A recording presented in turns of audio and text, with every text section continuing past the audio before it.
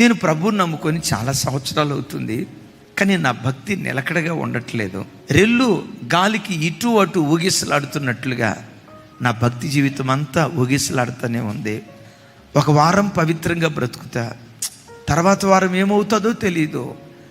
ఆ భక్తిలో నేను బ్రతకలేకపోతా. ఒక వారం పవిత్రాలిగా బ్రతుకుతా, ఏమవుతుందో తెలియదు. మరొక వారం ఆ భక్తిని నేను కోల్పోతా. నేను ఒక చంచలమైన మనసుకుని, భక్తిలో నేను స్థిరంగా ఉండేవాడిని కాదు, భక్తిలో నిలకడగా ఉండేవాడిని కాదు. ఇక నా బ్రతుకంతా ఇంతే ఉంటుందేమో అని కలవరపడకండి.